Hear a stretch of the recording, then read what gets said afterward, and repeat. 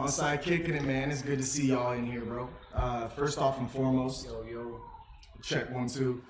Thanks for tuning in. We just alerted some of our homies. They'll be on here soon, man. So we appreciate you stopping by. Happy New Year. We got some things in the works this year coming out. Yes, sir. Happy New Year, everybody. Amped, as always. As always, though, like, subscribe, hit that notification bell if you haven't already done so. We got some alerts that we posted on YouTube shorts already for tonight's prediction. We got the Buffalo Bills and the Bengals. You want to lead off with that? No, let's leave that towards the end, I guess. Let's just start previewing it. Let's go into our Thursday night game, which was the Cowboys versus the Titans. I remember I picked under a 40.5 points, and it ended at 40, which Felt good. Felt good, yeah. Nice little win, but to be completely transparent, when I did bet, I actually got 40, not 40.5. So I ended up pushing. I pushed on my bet, but I called it though, you know. And it feels better to be right than on the wrong side, and a push is better than a loss. So no worries. But also too, by the way, congratulations to everyone on the fantasy season. Got a lot of key players playing tonight, right? Well, we have just one game. I mean, some people's season's over though, you know. Yeah. So like in the other league, congratulations on a championship. Shout out to L Train real quick, man. He's in a bar, man, so he can't really hear us. So we'll do sign language. No, I'm playing. We don't know that. But thanks for tuning in, man. We appreciate you. L Train. L Train. Have a shot for us. But yeah, man. So a lot of people, man. These are a lot of good players. We got Mixon. We got Burrow. You got Chase. You got some people that are starting even WR2s on both teams. You got Diggs, obviously. You got Josh Allen. You got Singletary. You got kickers from both teams. Maybe possibly tight ends, Knox. You know what I mean? And I think what's his name is back. What's Hurst? Yeah, Hurst is back. So, I mean, there's a lot of action still going on. What up, Chevy P? Nice to see you, pimp. Happy New Year. What up, P? What up? So, there's a lot of action, man. I know in one of my leagues, I did win the chip, man. That felt great. I can't lie. And in this league, I'm in the championship facing Dan, a.k.a. Thunder. He's actually got Singletary, Bass, and Allen tonight. Luckily, I got Diggs in a 40-point lead, so we'll see how that shapes out. Man, good times, though, bro, man. Let's get into this, man. Cowboys, Titans, you were right. You called under 40.5 for the fans. You made them some money. Let's run it. And some other things too. So when we were talking about the potential handcuff for Derrick Henry, which I thought was Dontrell Hilliard. He was actually moved to IR, so Hassan Haskins was the guy to play. To be completely honest, I was just not in the championship. I have no Derrick Henry stock. I was not, up on my toes with that. But if you had Derrick Henry, you're watching. For example, Don started Hassan. He had 12 carries for 40, so it was serviceable as like an RB2 plug-and play against a tough defense and whatnot. Obviously, you're not starting any of the pass catchers, even though Treylon Burks had 4 for 66 and Robert Woods had 5 for 39. On the Cowboys side, though, the volume CD. Yeah, the volume for Zeke was there. 19 for 37 with the TD. Malik Davis got 10 for 39, which means that they are just trying to limit Zeke's touches for Pollard, and he has that role. Absolutely. And then CD, obviously, 11 for 100. No touchdown, but Dalton Schultz had 7 for 56 and 2 touchdowns. And Dak started a little slow, but he got it going. I was disturbed, bro. He had 0.9, not even a full point at halftime. 2 interceptions and a fumble. One of the picks, the first pick, wasn't his fault. Right off dude's chest. I was sick to my stomach. I was like, man, here we go. Second half was phenomenal. 2 touchdowns. He ended it with 282 yards. And yeah, man, ended up finishing about 16th and change in our league. I know another league I was in, he finished around 17th and change. So not what you're looking for in the chip, but if your team is balanced, man, and you're looking to fill holes like obviously Hurts. Jared Goff in one of my leagues, like I told you guys, he'd go off. He did very, very well. 3 touchdowns at home, put up over 280 some odd yards. But yeah, man, it was a good game. I mean, I think the Cowboys kind of started pretty slow, and they kind of just did what they were supposed to do, get the dub against the both teams didn't really have anything to play for. I mean, the Titans know they're going into this week against Jacksonville, so we'll get into that in previews. But going on to the next game. Cowboys still got an outside chance to win division, though. AFC East. Yeah, I mean, they're going to need the Eagles to lose, I guess. Yeah, Eagles lose, they win, they get the first place in the division, possibly even home field throughout. Yeah, but Eagles are playing the Giants, and they're a big favorite. And we'll supposed talk to about get Hurts back, too. Yeah, I think they did that on purpose, obviously. I mean, absolutely. I felt the same way. Cardinals, Falcons, team with not too many fantasy implications. From the Cardinals side, DeAndre Hopkins was inactive. So James Conner, 16 for 79. He also had 3 receptions for 31 yards. You don't really like anyone else, I would say. I mean, as far as like Marquise Brown, 6 for 61. I don't know if you could start him. You know, AJ Green, those types of guys. Greg Dortch, not really. So James Conner was really the only person you're starting on the Falcons side. I mean, I guess Todd was talking about Tyler Algier, and to see both of the running backs get in. So Algier had 20 carries for 83 yards, 1 touchdown. Cordell Patterson had nine carries for 42 yards and a touchdown. Cordell Patterson also had the 6 catches for 42 yards. So in PPR, he did great. Yeah, so if you roll those guys, they got good production in the championship. But I don't really think you're rolling Algier or Patterson if you got. I benched Patterson in my championship. I didn't feel comfortable with any of the players. I played James Conner on the opposite side in this trip that we're in here. Without him going down late in the game, I think he would have probably finished pretty strong. But yeah, nonetheless, man, it was very predictable for me. I was willing to take anybody who got points in this particular matchup. I took the Cardinals plus 3.5 points, and they ended up losing by 1 on a last-minute field goal, or 2 points on a last-minute field goal. So that felt good. I don't even know who I took. I just stayed away from that game. It was just boo-boo. Yeah, it was boo-boo. I just said I'm taking points. I'm not taking anything. Okay, moving on to the next game. Bears against the Lions. Lions took care of business. Now they have a chance to play a playoff game, win and get in against the Packers this week. For me, it was a little bit of a disappointing game because I had the over as the lock of my week. And it started off hot. Bears scored 10 points in the first quarter. Lions scored 41 points, and I lose by 1 point. Can you believe that? No, that's a bad beat. I mean, 3 shutout quarters for the Bears and Justin Fields. On the Detroit Lions D, too. I mean, I don't know. It's just... I don't know. Let's just talk about the Bears, I guess, for a second. I mean, Justin Fields kind of come back to earth life again. You know, he had seven completions on 21 attempts, 1 TD, 1 interceptions. He did get it done with his legs, 10 carries for 132 yards. And you know how many of those were the first quarter, though? Yeah, I mean, yeah. He had a 65-yard in the first quarter. Was a breaking 100 yards in the first quarter again. Very similar to that Jalen Hurts game. I mean, I've said this since the start. I look at him more of like a Kyler Murray. I don't look at him as a Hurts. Kyler's way better. It is, to be honest with you. It's just, it's predictable, man. You know, all you have to do is ultimately contain him and force him to throw. And well, I mean, we'll see. I think it's like growing pains. I feel like they just let the reins off of them. They let it go, and then now they don't really have much to play for, so it's a little bit easier to game plan. As far as the receivers and whatnot, Cole Kmet had 2 catches for 27 yards, did get in the end zone for the only catch. The receivers between Herbert and Montgomery splitting time, you don't like to see that, so that's a tough start. But on the Detroit side, Jared Goff, like you said, 21 for 29, 255 yards, 3 TDs, no interceptions. You got a touchdown from both the running backs. Jamal Williams, 22 carries for 144 in the TD, and then Swift, 11 for 78 in the TD. You like to see that. If you didn't know who to start, whoever you rolled out there, both of them got you. And then Amon-Ra St. Brown, 4 catches for 62 yards. Ball was spread out a little bit. DJ Chark got some catches, 2 for 56. So, shout out to a couple people in the chat real quick, man. MJ, Maurice Jenkins, man. Nice to see you on here, man. You know Chevy P, a.k.a. the Godfather, so that's cool to see y'all back in the motion. Shout out to Mad Capper. No weapons for Justin Fields. I agree with that, man. If they did what the Eagles did and got someone like an A.J. Brown for him, I think that would have been a phenomenal move for him. And you just never know. He doesn't have anybody that can catch those jump balls, though. Obviously, Chase Claypool ain't going to be the guy to do it.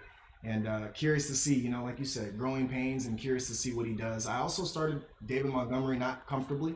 Almost went with Wilson because of Mostert's fumble last week on the Dolphins. But I ended up rolling with Montgomery. Had a decent game. But all in all, man, just, again, moving on. All right, next game. We had the Broncos and Chiefs. I think it was Mad Capper who picked the Broncos plus the points. You know what? Yeah, we all did, actually, because we said the Chiefs just don't cover. Yeah, I'm pretty sure that's what we said. The Chiefs don't cover. But they win games. They win games and maybe get the AFC #1 spot. So, yeah, Chiefs. It's coming down to the wire. Yeah, it's coming down. So let's just talk about this game for a second. It was a really close game on paper, but I don't think it really was ever that close. I mean, to be honest, it was like back and forth. At one point, the Broncos had a lead. It was like 20-17 or something. Broncos at one point. No? Yeah, well, yeah, 17-13 in the third quarter. Yeah. So, well, even in the second quarter, they scored 10. Mm-hmm. 6. Yeah, 10-6, and then 17-13. So it was close, but it was in the first half. And then as soon as they took the lead, well, the Chiefs couldn't score in the third quarter, which is kind of weird. But yeah, I mean, as far as fantasy goes, not too much to talk about in the Broncos. Obviously, Latavius Murray had a standard role, 12 carries, 56 yards, kind of a little plotter. Not a good, decent game from Judy. 7 catches for 38 yards. I mean, PPR, it's not bad, but that's not really the production you want to see after he scores 3 touchdowns and been carrying you in the fantasy playoffs. On the Chiefs side, Mahomes is doing Mahomes things. 29 for 42, 328 yards, 3 TDs, 1 pick. Isaiah Pacheco got in the end zone, 9 for 31 with the rushing TD. But I think the story is Jerick McKinnon, who's just balled 5 catches for 52 yards, 2 touchdowns. Lost 2 carries for 4 yards. So they're kind of getting away from him as far as like rushing. They like Pacheco, but I think their offense is just a kind of a, Tom Brady, James White, where they're just checking it down. And I think that was probably my biggest misstep is that I went Pacheco over McKinnon. I had the option to get both. It was difficult though, man. Like I picked up McKinnon over everything, and then he had a dud. And then I was like, Pacheco came out. Okay, maybe he's gonna be the lead dog. So I grabbed Pacheco, and then he didn't. He had a dud, and I'm just it was too difficult to call. So props if you did get McKinnon and held on to him. And I mean, I think just like logistically, I did it because all Pacheco's going to be getting most of the rushing touchdowns, and I don't want to lose those points, right? And then I get the points that he gets from McKinnon. So his 52 yards and 2 touchdowns, Mahomes is still getting. I was stacking them, so I didn't want to go too heavy with McKinnon in case that he doesn't. He just duds out, but I think that was just a misstep. Bro, in my chip, I went against Mahomes, McKinnon, Mahomes, and Juju. Thank God Juju threw up a dud. Yeah, Juju. Because otherwise I'd have lost. Yeah, 2 for 21 for Juju. Kelsey had 7 for 43. And then Kadarius Toney, their leading receiver, 4 for 71, who's starting to get a little bit of a role. We talked about him. Can't trust him fantasy, but as far as the team goes and talent goes, he's a talented receiver, and he's got it. He's only going to get better with Pat Mahomes throwing him the ball. So, anything you want to touch up on, or are we moving on? No, man, we can move on from that one. All right, next game, divisional game. We had the Dolphins against the Patriots, which was a nice, interesting game. Teddy Two Gloves got put down. They brought in, what is his name? Skylar Thompson for the Dolphins. Yeah, bro. I mean, man, shout out to the Dolphins fans, man. Y'all were 3-0, lost Tua, dropped 3 games in a row. Tua comes back, y'all can't lose with Tua. And then all of a sudden, it's a 5-game slide. They went from leading the division at one point to not even a control your own destiny type of situation. They actually need the Bills to win tonight so that they have something to play for, number 1 seed. And then when they go ahead and play the Patriots, they need the Patriots to now lose. On top of it, they need to beat the Jets. So between the Bills, the Jets, the Dolphins, the Steelers, all 4 of them need something to happen for them to get in, and none of them control their own destiny at this point, man. So shout out to the Dolphin fans. I know Sean jumps in here all the time, man. I know it's been a rough month. Yeah, but just really quickly, from the Miami side, you took a little bit of hit production from the receivers. Tyreek Hill for 4 for 55, Waddle 3 for 52. Not something you want to see in the championship, especially if you had to roll those guys out there thinking Bridgewater was the quarterback. Jeff Wilson did get the bulk of the carries, 15 carries for 45 yards and 9 carries for 29 for Raheem Mostert. On the Patriots side, I mean, a little bit of a slow game for Ramondre, which is kind of, I would say, the best fantasy player that you would be starting out there. Only 8 carries for 42 yards and not really starting anybody else on the Patriots. So, no way. I mean, Jacoby Myers got a touchdown, Tyquan Thorne got a touchdown, but these aren't guys you're going to be starting on a week-to-week basis. Yeah, no way. So, and we will talk about these matchups next week as far as when we preview as far as playoff situations and scenarios. But as far as fantasy goes, not too much implications. Next game, this was an easy call. It was Colts versus the Giants. And I went over on this one. I thought it was a pretty easy over. I thought the Colts were going to score more than 10 points, but the Giants got it done scoring 38. So, Giants clinched a place in the playoffs. Nick Foles for the Colts looking kind of pathetic. I mean, I wasn't really starting anyone. Maybe Michael Pittman, who got 6 for 41 and a touchdown. All I'm really trusting. And on the Giants side, Saquon, a little slow game, 12 for 58. Richie James got a touchdown, 7 for 76. I don't really want to talk about him from a fantasy perspective. I just want to mention the sick backflip he did when he scored. That was pretty hard. Did you see that? That was kind of cool. He was just like running into a gator, I guess, basically. He just Literally a running back from Gainer. Gainer, huh? He just did it. Like, that was kind of impressive. Like, Tyreek Hill hits I'll do that shit into a pool all day, but on land, the fuck? I used to, yeah. I used to be able to do a regular backflip. Like, you just... I could do a backflip. I could do a gainer into a pool. I just don't have the trust factor of doing a gainer on land, bro. Yeah, me either. Well, you got the pads and the helmet on. It's a little bit easier. Yeah, but still, that's heavy now. Now you got extra weight. It's an extra light. What are you talking about? They got that aerodynamic, carbon fiber, perfect. Hey, if you guys are seeing a delay right now, I apologize, man. The device that we used to stream was getting low on battery, so we popped it back in. It should catch up in a second. So if you're catching a lag, let us know. If you're not catching a lag, cool beans. Yeah, I hope not. Yeah, anything else you want to touch up this game? Let's move on. This one was actually one of my locks of the week. I like the Giants minus the 5.5 points against the Colts, so I booked that one. But all in all, man, it's hard to. I feel like the Colts are the team you just you take the opportunity to give the points and let it ride at this point because it's just it's a wrap. This season's just a tunnel. Yeah, we'll see what they do as far as coaching. If they keep Saturday and move on, interesting storyline, but. They have a decent team. They have a decent O-line, a decent D-line, and linebackers, Shaq Leonard. I think their O-line was like their biggest hole this year. It's like, you look at Matt Ryan, he had no time. Jonathan Taylor had the worst game of his life. What up, sis? Happy New Year. Had the worst season of his life after being the #1 pick across the board in so many fantasy leagues. So it's a rough one, man. But let's get into the next game, man. It was another one where we had the Saints and the Eagles. Yeah, this was an easy under. This was an easy under. Yeah, Saints defense good. Andy Dalton dominant. Eagles defense capable to stop, and then Minshew being brought back to reality. So as far as the Saints go, Alvin Kamara 16 for 74. He also had 1 catch for 7 yards. Taysom Hill had a rushing touchdown, 14 carries for 46 yards. So Taysom Hill is pretty acclimated as far as running the ball. And then on the Eagles side, Miles Sanders 12 for 61. And the receivers kind of had himself a game, even though it was Gardner Minshew. He kind of threw the ball around, 18 for 32. So he had Devontae Smith 9 receptions, 115 yards, and AJ Brown saved his day, 4 catches, 97 yards, and a touchdown. Long touchdown that AJ Brown got. I know he's on your team, and that went a long way for you to possibly get a chip. So that was one of the most frustrating games I've seen in a long time. Minshew had 1 pass attempt in the first quarter, and I'm just sitting there like, yo. And then obviously that touchdown comes in, and it was just like lifesaver. Now I'm sitting at 14, 15 points in a half PPR league, feeling great.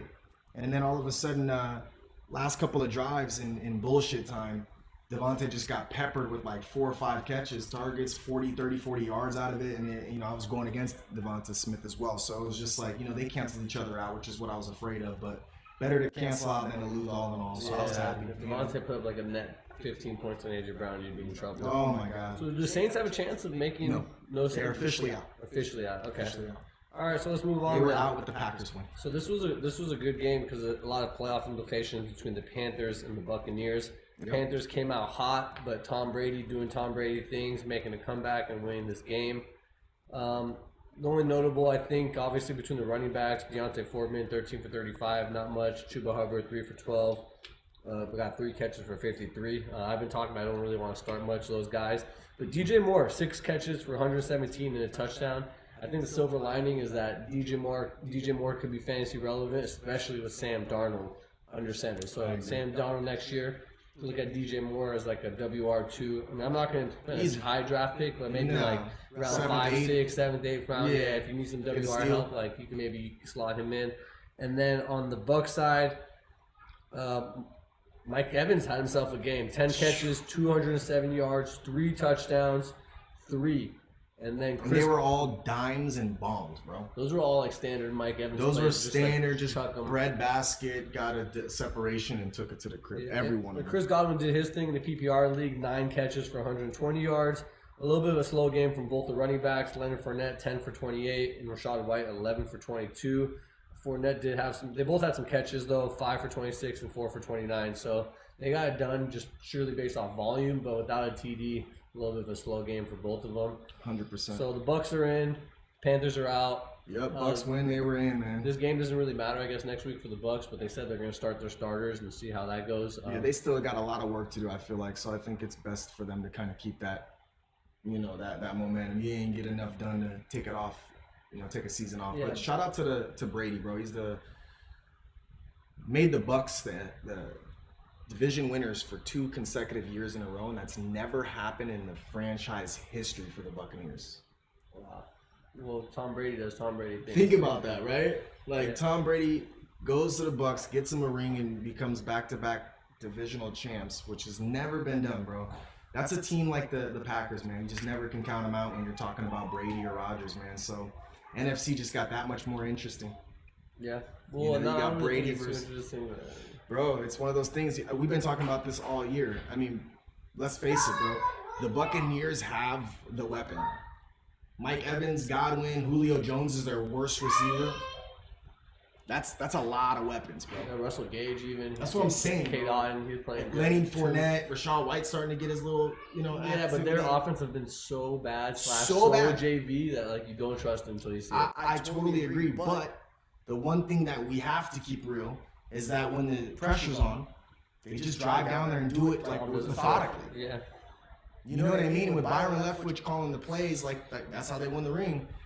I'm just not. It's one of those teams, man. You fucking can't count them out, man. It's one of the best to ever do it. But moving on to another game, disappointing game. We had the Browns versus the Commanders. Commanders just blew it. They went up with Carson Wentz. I don't know why they switched from Heineke when Heineke was playing so well. But Especially considering that that's what got him back into the playoff contention, man. exactly. But yeah, kind of a dud from Carson Wentz. 16 for 28, 143, 0 touchdowns and 3 interceptions. Did you see Chris? Brady's gonna look odd in a Raiders jersey. I think He said Derek Carr's leaving, so maybe he comes to Oakland, huh? Or LA, I guess, huh? maybe with Josh. What's his name? Josh Daniels. McDaniels. Yeah. So okay. Antonio Gibson was out, so Brian Robinson had 24 carries for 87 yards. The future back for that organization. And then, man. I mean, like we said, as far as the receivers, we called it out. I mean, Logan Thomas led the team. Logan Thomas led the team with 6 receptions for 56. Jahan Dotson 3 for 37. McLaurin 2 for 25. Samuel 1 for 6. So just no volume with Wentz. Just everyone taking a back seat. On the Brown side, Nick Chubb 14 carries for 104 yards. Just completely eliminating Kareem Hunt from the season, I guess. So wild, this was just man. a bad season for him. And then Amari Cooper, basically the only one with some fantasy relevance, I guess. 3 for 105 and 2 touchdowns. I mean, Donovan Peoples-Jones had 1 catch for 13 yards and a touchdown. I don't think you got to the championship if you had Donovan Jones as your starter. Maybe Amari, but Amari for sure. I mean, Amari's been having a phenomenal season. He's usually awful on the road and been phenomenal at home. He's had multiple games where he's put up over 100 yards. Multiple games. This is actually his record-breaking career record of 10 receiving touchdowns. He's never done that before. So he's been serviceable by all means. It's been difficult in certain scenarios to trust him. I didn't play him in your league, in the big money league, but I did play him in the other league. Thankfully, I just didn't want to get stung twice if he dropped the ball. But he had 2 touchdowns with, I don't even know, what was it? 105. 105. Yeah, 3 catches for 105. Yeah, man, he's definitely been one of those guys that have paved the way for me. And I had Nick Chubb in my other league. Obviously, I had to start him. I was very happy to see him get off his hind because he's been having a struggle the last few weeks, man. Moving on, man. Browns are out. They're eliminated. Commanders are officially eliminated. We got the Jaguars and the Texans, of course. Yeah, this was an easy call. I was saying Easy. Jaguars are going to play just for that momentum, and they did. They throttled them 31-3. No TDs through the air, a little surprising, but they got 3 on the ground. Travis Etienne, 9 for 108, a touchdown. JaMychal Hasty, 10 for 33 and a touchdown. And then Snoop Conner, 5 for 17 and a touchdown. Because they had no touchdowns through the air, it's a little difficult for if you started Zay Jones, we started Christian Kirk, we started Evan Ingram's, all of them with 3, 2, and 1 catches respectively. I was hurt, bro. I picked up Evan Ingram. His floor was like 12 in the past 5 weeks, 12 points. Muth's ceiling was like 12 points in the past 4 or 5 weeks, so I figured, you know what, let's take a risk. Only cost me a couple points on that risk, but to see the Jags just thump them so bad and then not have a reason to pass just hurt. You know, I mean, and it they're just trying to hurt. keep him healthy. Like he's like such injury prone. I just want to shout out Sean. We already talked about the Dolphins. Yeah, what to do, Sean? Rough month in a week for you, man. 5 L's in a row is really difficult, man. But at the end of the day, you guys still got action. If I'd have told you, Chance? yeah, if I'd have told you in the beginning of the year, Sean, don't trip, and week 18 you have a chance to make the postseason, you know damn well you'd be happy.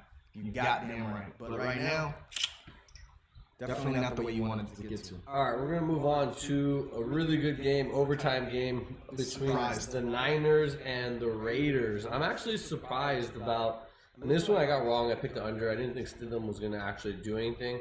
So Jarrett Stidham, though, 23 for 34, 3 TDs. Josh Jacobs, 17 for 69 in a TD. Devontae Adams had himself a game, 7 for 153, 2 TDs. And then Darren Waller, 3 for 72 with a TD. That's some good fantasy production against the number 1 rated defense. Considering it would have been difficult to start anybody on that offense, considering no Carr. Exactly. And you're still forced to do so and get rewarded with Devontae Adams. So if you started him, which I know you had to, or Jacobs, you definitely are. Even Waller, you're happy. Yeah, and then on the 49ers side, Christian McCaffrey, 19 for 121 and a touchdown. And then Ayuk, 9 for 101 and a touchdown. And then McCaffrey also had 6 catches for 72 yards. So if you had him, you started him. He's a baller. We already know that. Ayuk, he's kind of a baller. He has that connection with Purdy. I thought it was more of a Garoppolo Ayuk thing, but I think Ayuk is kind of good. Ayuk is the dude. And no Samuel, he's just eating up targets, 12 targets. 100%. Man, this game pissed me off more than any game in the world. So I last minute sat the Jaguars kicker for gold. Thank God I did. I got an extra 5 points off of doing that, and it was a last minute decision by me. But the game pissed me off because I had a teaser going. All 5 were already, 3 of them were locked and loaded. This was Seahawks was another one, so that was a plus half point in teaser. So I had 4 down, Niners to win by 3.5. And when Gould misses the kick in regulation, I was actually kind of happy. I was like, okay, I got one more chance, man. Niners get the ball, maybe they run down and score a TD. And then, of course, what happens? Raiders get the ball. Yeah. And all right, they stop them. Now the Niners end up getting the ball first and goal. And then they just take a knee and second down kick. And I was just thinking to myself, man, Gould missed the field goal in regulation. I know you want him to redeem himself for now, but dude, you got Christian McCaffrey. Let that dude just run up the gut and get in that end zone and secure victory. And that would have been dope. But that one game cost me half a point. That 16 teaser, so I was hot. But yeah, it's so hard to call, especially over 3.5. That's why, like, I'll never take a game really over 3.5. Like, I will if it's a really. Bro, they were favored by like 9.5 points. Yeah. So for me, it was like, you know what, 3.5. I didn't even care. I was thinking at least a touchdown. No one thought, man, when they scored a touchdown and there's 2.5 minutes left, you're thinking this guy Stint, whatever his name is gonna literally drive against the Niners defense in the last 1.5 minutes to play and score a touchdown. Yeah. And with a defensive pass interference in the end zone, put the ball on the 1 yard line, that ended up happening. So this is why it's gambling. This is why you have risk and make sure that you're not risking too much. But yeah, man, that was a good game. Didn't think it was going to be a good game on paper, but can we talk about it? Yeah, what do you got? Christian McCaffrey's got to be the fucking comeback player of the year, man. He gets sent over to the Niners. They haven't lost since getting him. And he's single-handedly one of the main reasons on why they're even doing what they're doing. He's opening up Kittle. He's opening up Ayuk. He's catching the ball. He's throwing touchdowns. He's running touchdowns. I mean, this guy literally got to be, even losing Garoppolo, got to be in that combo. And I know when we first talked about it, it was like, what was it, 10,000, 8,001 odds. Yeah. Right? $25 gets you a G or some shit. I think it was 4,000 to 1. That's 4. What's 25 to get you a thou? So that's 4,000 plus 4,000. 4,000. Plus 1,000 would be 100. Yeah. 4,000. I was like, wait, hold up. Yeah, 4,000 to 1 odds. And then you had sent me a picture recently. Yeah. 200 2 to 1 now. Yeah. So that's, and then, Geno Smith, he was the heavy favorite. Now he's dropping to about money line. Pretty much money line, right? So I'm thinking this: Seahawks don't make the postseason. Niners get the number 1 seed. And another game like Christian McCaffrey put up 150 plus total yards from scrimmage type of game, he's got to get that reward. Yeah, but the only unfortunate part is that we're going to move on is to the Seahawks, and Geno Smith is actually, he's a good quarterback. You know, they got himself a win, and they actually have a chance to get in, right? Mm-hmm. 18 for 29, 2 DDs. Kenneth Walker, 23 for 133. A little bit of a slow game for DK Metcalf, 1 catch for 3 yards, and then Tyler Lockett, 2 catches for 15 yards. So not what you like to see. And then on the Jets side, Mike White was back, but he didn't even get in the end zone. 23 for 46, 240 yards. This is 2 weeks in a row. Damn, man. He started him. And I was actually grateful. I was like, all right, last game he was just a ghost. And so I was actually kind of happy that he started him. Who, Mike White or? Why am I saying Mike White, the quarterback? What is his name? Oh, Zonovan Knight. Zonovan Knight. I was thinking, my fault. They both came up at the same time. Knight. White. You know what I mean? White, Mike, Knight. Yeah, it was surprising, right? He finally got the chance to play again, and he just dropped a dud. Yeah, I mean, it's a tough game in Seattle, 12 man. Seattle has so much to play for, so. I mean, Jets did too. They fuck around and win that game. They control their own destiny too. Yeah. Now they don't. Now they need the Dolphins and Steelers to lose, and they got to beat the Dolphins next week, actually. Yeah, so that's going to be a good game. Anything else about the game or no? I mean, it's kind of 6 points by the freaking. Nah. All right, let's move on. Vikings Packers, man. So this was just throttling by the Packers. I mean, I called the over this game. Pretty easy call. Let's just go with some stats really quick before we talk about the game. Kirk Cousins, 18 for 31, 1 TD, 3 interceptions. Dalvin Cook, 9 for 27. And then you had kind of the dud. Justin Jefferson, 1 for 15. Adam Thielen, 1 for 16. Jalen Naylor and KJ Osborne with the touchdowns. I mean, KJ Osborne, 7 for 59. Not what you like to see, really. But on the Packers side, Aaron Rodgers, 15 for 24, 1 TD. Aaron Jones, 14 carries, 111 yards. And then A.J. Dillon, 12 carries for 41 and a TD. There's a few things that stood out to me. We talked about it last week. I said, look, you guys, it's not prime time. But when it's an afternoon game for Kirk Cousins, on the road, he can't perform. Because there's only 2-3 games playing at the time. He knows there's more eyes on him. And sure enough, 3 interceptions. Just garbage. Like, this is a guy that you're not excited to get in the postseason with because you just know he can't, he's not clutch. He's really not clutch. So that was one thing I noticed. For some reason, in my 16 standard parlay, $100 to win $3,800. I had the Vikings plus 3.5. I thought the Packers were maybe going to feel a little late to win the game, and man, it was just obliterated. But what stood out to me the most, and I mean the most, bro, the Packers put up 41 points, and Aaron Rodgers threw the 152 yards. What was it? Yeah, well, it was the other 2 return TDs that I obviously get it. swayed it. I get it, but I'm talking about a complete team now. If Aaron Rodgers only has to throw the ball for 150 yards or so, 159 yards, 15 for 24, and rushed a touchdown and threw a touchdown, and you put up 41 points, it's like, damn, all of a sudden their special teams is clicking. Kickoff return early in the game. Their defense is clicking. 3 picks against Kirk. Their running backs are capable to start on any team.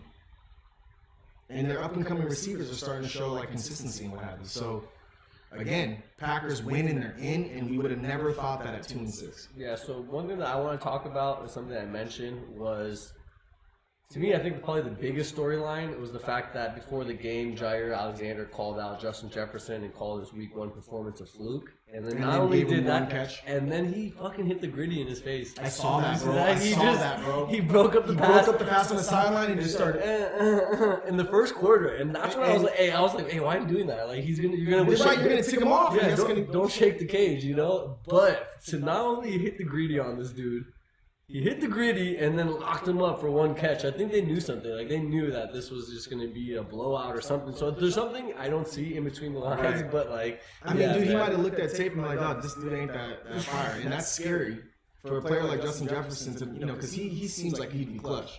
I don't know if that was more on Kirk just not finding him. I mean, how many targets did he have? I think he had 5 targets, 1 catch. That's just not enough.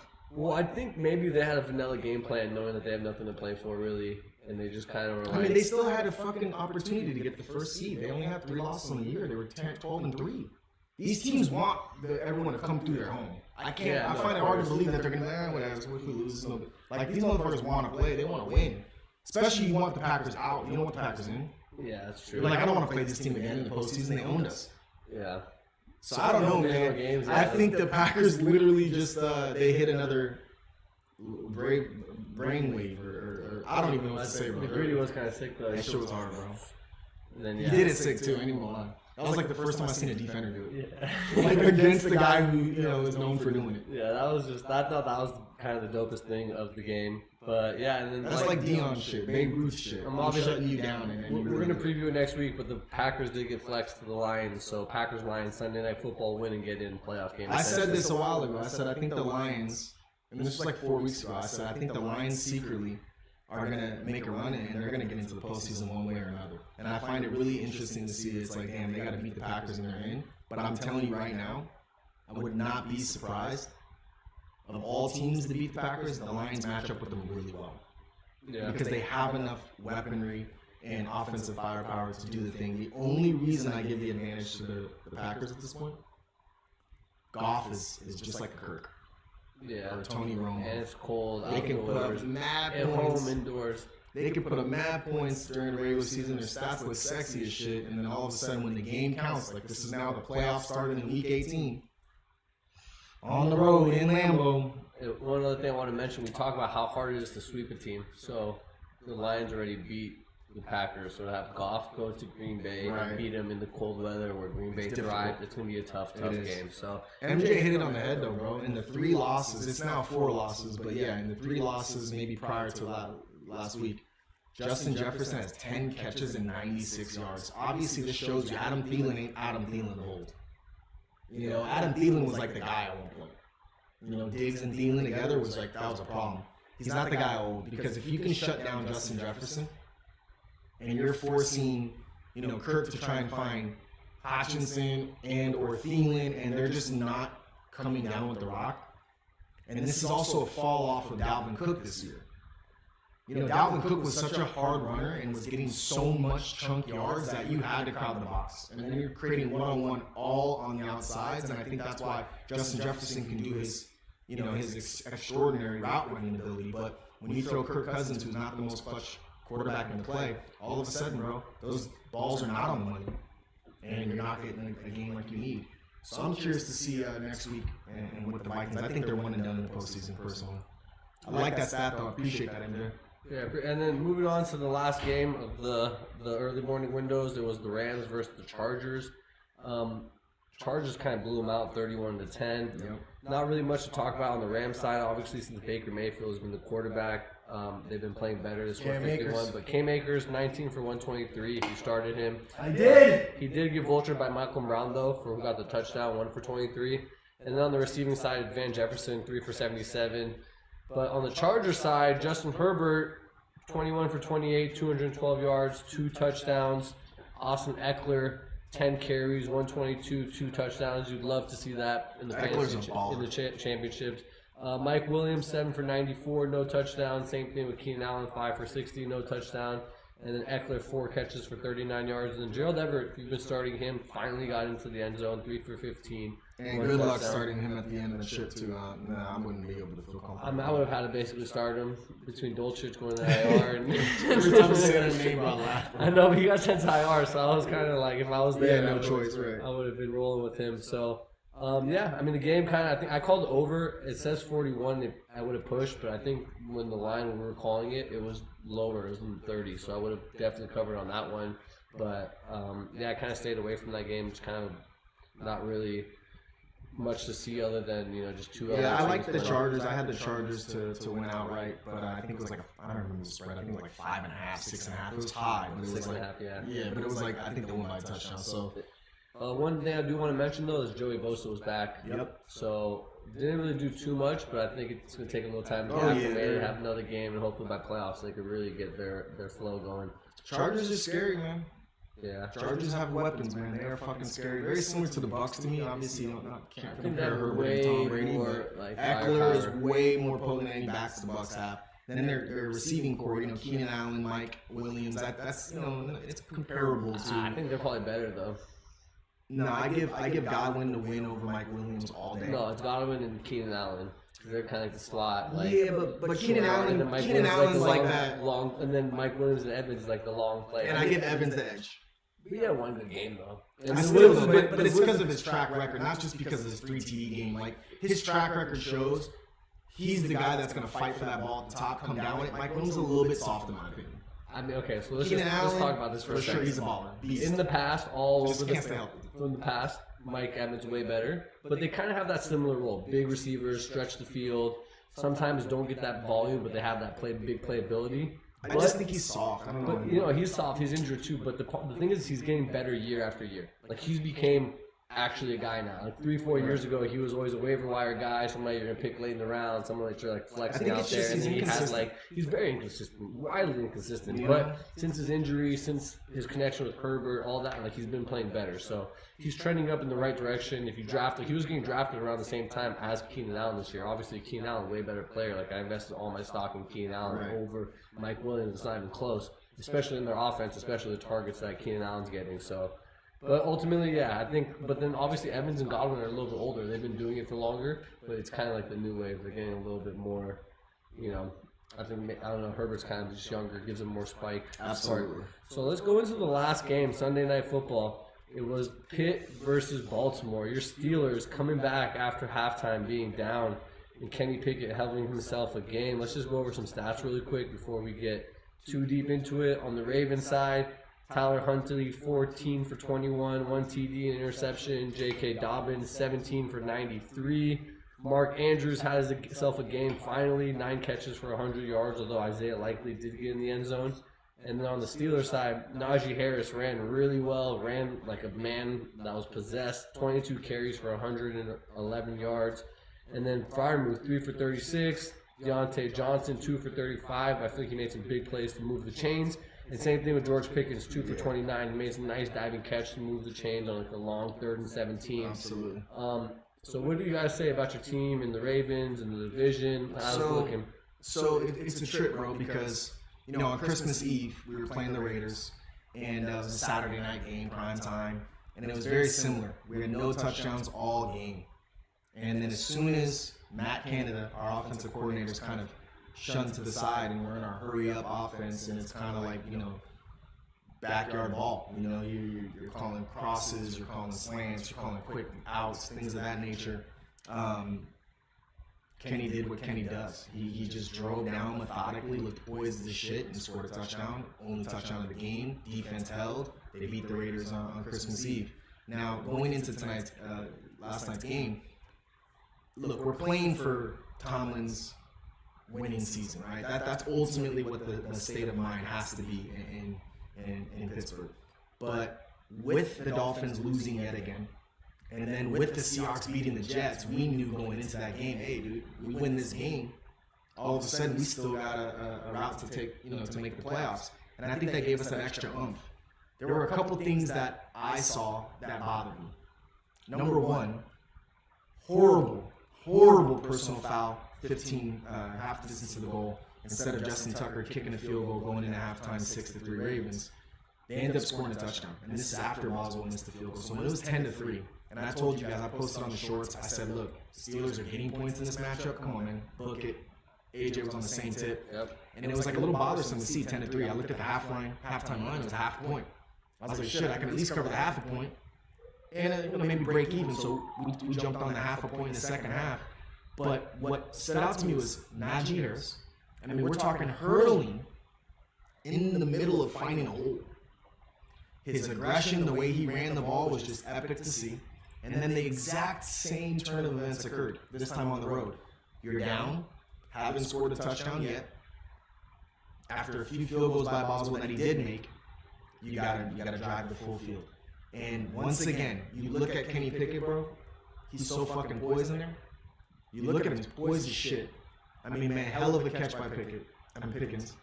Hell of a similar route that Najee ran to score the touchdown. We had a very similar, in the end zone, everything. We settled for a field goal the first time around. He tried to back shoulder Najee, and Najee just didn't get back in time and adjust to the ball. And I think it was because the player's line of view, the DB was right, or the linebacker that was covering him was right in the line of view, so he didn't see the ball was coming the first time around. I think they talked about it at halftime, and they're like, yo, that's there. And to see that Pickett is actually trying to get that running back out the backfield, it's very L. Bell style, Le'Veon Bell style. We finally started throwing to Najee Harris like we should have. And to see him just make that clutch catch at the end and score a touchdown, and then once again our defense. I mean, Pickett breaking the sack. Breaking away from that, bro. Yeah, it was such a similar play in the first half. I swear to God, almost identical. Even Kenny was like, dude, it was like deja vu. So I'll be honest with you. I actually just messed up by not betting in the second half, only because I was walking my dog and I just didn't get there. But in the second quarter, when they drove it down, they got the touchdown. Was a bad call, obviously let them get in, but I got a little worried because right? Well, not even that. It was just how well Huntley was just moving the ball. Methodically. Yeah, it was just moving at will. And then after halftime, they came back and they drove the ball down. They got the field goal. It was J.K. I Dobbins. was like, that oh my, really yeah. I was like, oh my opening god. it Like up. if they're gonna just run like this, it's gonna be tough for the Steelers to do it. But of course, the faith in the team, the defense, and then when they can't run the ball, they can't throw the ball. So if they can't run the ball, they're getting stopped on all those 3 and shorts that were just crucial. They can't.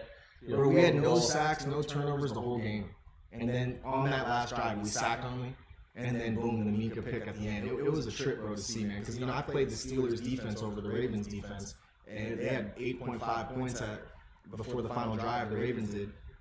Dude, Pittsburgh was at 4 points at the time. And I'm just like, damn, bro, this is going to cost me a few points. But that touchdown knocked them down. And then the interception at the end after a sack by Watt. Just phenomenal, bro. I was on a FaceTime call for a hot minute with M Money, bro. And during the game, when that happened, I straight up told him, I said, look, bro, this is the time where TJ Watt gets a sack fumble or Mika ends the game on a pick. This is where we need to make these plays. And that's what we did. I think this goes out to a few things. I think our offensive coordinator is really bad. Just really bad. I mean, if you need to be clutch and you got to drive the whole field at home last week and on the road this week and you can pull that off, where is that all game? I think they just need to take the reins off and kind of give him more of an opportunity to do so because Pickett knows the game. He's extremely smart, high IQ. He's faster than he looks. He's making extremely smart decisions. He had 3 picks his first game out there. Had another pick the next game and another 3 picks in another game. He had 7 interceptions and a fumble. Since then, he's thrown 1 interception in 5 games now. I think that's what it is. I think he's sharp. I think they're just game managing him. I think They they're are. just lean on the defense, just don't turn the ball over. You'll get put in. If Najee runs like he runs, bro, there's no way that there's a lot of teams that can Jalen actually Warren stop looked us. really good too. He was catching the ball, and he's throwing the ball over his head. This guy's just jumping up in the air, snatching the ball out of the air. So you do got some weapons around them. Obviously, Deontay Johnson looking good. Like I said, moving the ball. Pickens, just the catches, the highlight type catches he makes. Play Every play. game. Fryermuth is a safety net, so they have a chance. They have a Yeah, chance. Playoffs? Playoffs? That's it. We have a chance. And let's see, on Thursday will be interesting where we'll have all the playoff scenarios and everything and the matchups when we preview Absolutely. in. So let's just get into this last game, Bills and Bengals. What do you A lot like? of implications from a standpoint of playoff and seeding. Obviously the Bills have already locked it up. They're in playoffs. Obviously the Bengals already locked it up. Bengals are trying to win their division. They got to win now, and then they got to beat the Ravens next week. If they lose now, and then it comes down to the Ravens, they still have a chance to win the division. But they have an outside chance of actually getting the number 1 seed if the Chiefs lose and they beat the Bills, and then they go down and beat the Ravens. So there's a lot to play for, in other words, right? You don't want to drop to the 5th seed. Yeah. That's the Bengals side. The Bills side, obviously, they're in the control your own destiny type of scenario where they just need to win out, and they fuck around and get that number 1 seed too. So there's a lot of playoff implications. Fantasy implications for me are through the roof. Going against Josh Allen, going against Singletary, going against Bass if they fall short and they got to kick field goals. Definitely not happy about that. Luckily, I got Diggs, my first round draft pick, who's been throwing up duds 3 weeks in a row. Can't believe I'm even in the chip, bro, when you got Diggs as your 1 pick and he's putting up less than 5 points 3 weeks in a row. I think he had 1 game with 8 points. So happy to be in the chip, but I think this is a game where Allen, that's their best friends. Allen talked openly about it, like I gotta get Diggs more involved. He's the best receiver in the NFL, and the truth is he's open on every play. That's what Allen is saying. So I think this is a game where they're gonna pepper Diggs with a lot of targets. I mean, get him acclimated, because I think by doing that, they're gonna be able to open up Knox on that goal line. I think they're gonna open up Davis, McKenzie.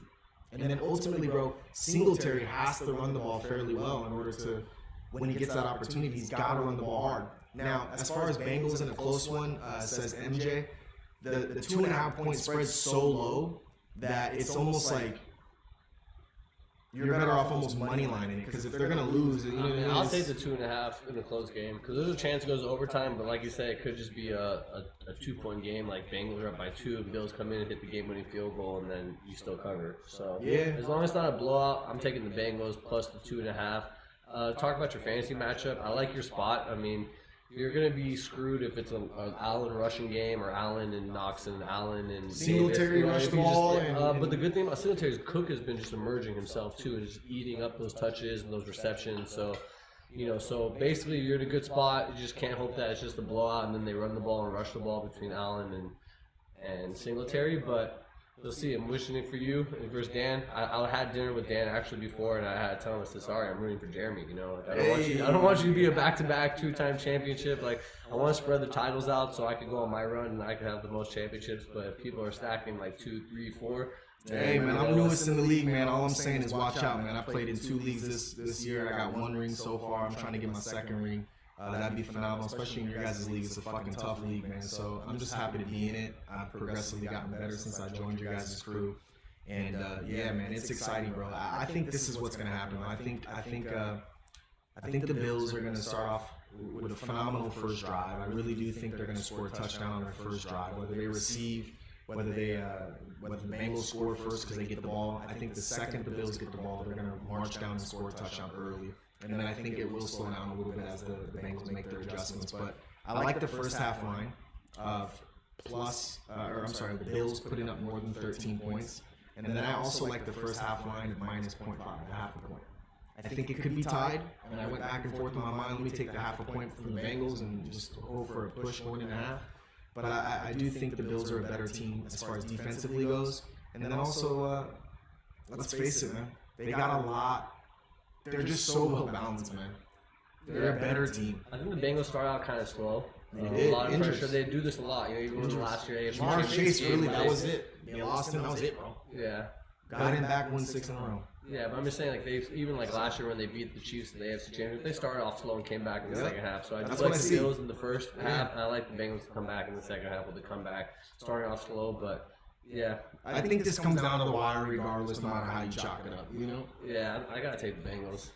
I feel you. They're at home, man. They're at home. They're at home. They're at home. We'll see. I can't decide. It's a coin flip, legitimately, for me. That's why I'm taking 13 points in the first half. I want the Bills to score 2 quick touchdowns, call it a day. Because if they have to fall short and kick a field goal, I'm going to need 2 field goals. Or 3 field goals like that just to break that 13 cycle. But yeah, man, look, we appreciate you guys so much for having a good time with us, man. Hit that like button, please. Oh shit, yeah, like, subscribe, notifications, all that fun stuff. Don't forget, Onside Kicking is this platform in particular. At Sick as Full has a YouTube channel as well. Catches Pitbull skateboarding, shit's dope as hell. But also on all the socials. You can go to TikTok, you can go to YouTube, of course, you can go to Twitter, you can go to Instagram, whatever media platform you use, and you can hit us up at Onside Kicking on all of them. But also on solo ones. I am Ghost_AF. You can find me on Twitter. You can find me on Instagram. Obviously, at Sick as Full, same boat. You can find him on both channels as well. Shout out to Matt C, man. He says he likes the Bengals tonight overall. Pound for pound, I think they got a better shot. Definitely, being at home and still being the underdog is something to make you go hard in the paint for. And since Jamar Chase has been back, they've won 7 in a row, so you just never know. But nonetheless, man, we'll tune in and we'll be rooting for you guys to make some money tonight. Have some fun, play responsibly, and yeah, catch us next Thursday. Yes. This upcoming Thursday. We only got a For the couple preview. more weeks. Yeah, we got Thursday. We're gonna do a preview, and then we'll get obviously in the games. We'll do a recap, and then we'll preview playoffs and whatnot. So we got a couple more weeks, and you get to pick tonight on Passing Casino. What casino I'll train? Oh, another thing I want to mention too. I'm gonna be playing on Live at the Bike on Wednesday. Hey, that's right. It's gonna be a poker game streamed on YouTube as well. You know the 2550. channel for that? It's on YouTube. It's called at Live at the Bike. At Live at the Bike. Yeah, Live at the Bike. Bicycle Casino Parkway. Hey, you can find this guy with over a couple 100,000 views at this point, where he won an $80,000 pot, bro, with trip aces versus kings versus queens. Yeah, that was a sick. That was epic. That's a short. It's on the Live at the Bike page. But yeah, I'll be playing on Wednesday. I'll post the link actually in case anyone's interested. I think Maria Ho's playing, who's like a really famous That's dope. poker player. So she's gonna be in the game. My first time playing against her. That's dope. But Catch him yeah. live. No limit hold'em, homie. Let's go. I'll do a little video. It's your boy Sick as Full. We out here playing a little 10-20. You know what I'm saying? Like 25-50. L Train, to answer your question, we did post shorts. You can catch it on YouTube, but real quick, man, I got the 13-point team over for the Bills in the first half. That's what I'm taking. And I got Bengals plus 2.5 to win in a close game. Even if they don't win, hopefully they cover those 2 points. So That's what we're rolling with. Book it. All right, man. Book it. Appreciate you guys. Happy New Year. Hope you guys